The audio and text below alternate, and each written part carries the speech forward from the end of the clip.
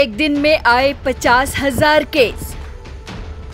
Corona को लेकर देश में बड़ी चिंता, लेकिन दिल्ली, मुंबई और चेन्नई से भाग रहा है कोरोना। आखिर क्या है वजह? दुनिया भर में कोरोना वायरस का कहर जारी है और पूरे देश में ये संक्रमण बहुत तेजी से फैलता जा रहा है। एक दिन में 50,000 केस आने के बाद ये चिंता और भी ज़्यादा बढ़ गई है। लेकिन खास बात यह है कि इतने केस आने के बावजूद दिल्ली, मुंबई और चेन्नई में रिकवरी रेट बढ़ा है और संक्रमितों का आंकड़ा कम हुआ है, जिसके बाद एक अध्ययन में पता चला है कि कोविड-19 के आर वैल्यू यानी रिप्रोडक्टिव वैल्यू में दिल्ली, मुंबई और चेन्नई में गिरावट आई है, जो दर्शाती है कि देश के 3 बड़े शहरों में इस महामारी का कहर थमने की राह पर है। लेकिन अब सवाल उठता है कि आखिर क्या है आर वैल्यू? क्या होता है आर वैल्यू? आर वैल्यू से मतलब है कि एक संक्रमित व्यक्ति के संपर्क में आकर संक्रमित होने वालों की संख्या, यानी एक संक्रमित व्यक्ति ने जितने लोगों में संक्रमण फैलाया है उतने लोगों की संख्या को आर वैल्यू कहा जाता है।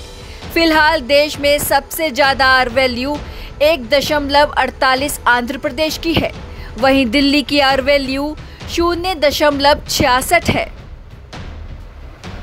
अब सवाल उठता है कि दिल्ली में महामारी दूसरे स्थान से 12वें स्थान पर आ गई है, यानी दिल्ली की आर वैल्यू 0.66 है, जिसको बेहतर तरीके से समझने के लिए बाकायदा चेन्नई के गणितीय विज्ञान संस्थान के प्रोफेसर दिल्ली आए और इस पर एक अध्ययन किया, जिसके बाद भौतिकी के प्रोफेसर सीताभ्रा सिन्हा ने बताया कि इसका अर्थ है राष्ट्रीय राजधानी में कोरोना वायरस से संक्रमित किन्हीं 100 लोगों का समूह औसतन 60 लोगों को संक्रमण दे सकता है। समुदाय में आर वैल्यू का इतना कम बने रहने का सीधा मतलब है कि महामारी का मौजूदा कहर थम रहा है और इसे नियंत्रण करने वाले उपायों की मदद से इसे भविष्य में काबू किया जा सकता है। इससे साफ है कि आर वैल्यू 1 से कम है तो इसका सीधा मतलब निकलता है कि एक संक्रमित व्यक्ति ज़्यादा से ज़्यादा एक अन्य व्यक्ति को संक्रमित कर रहा है।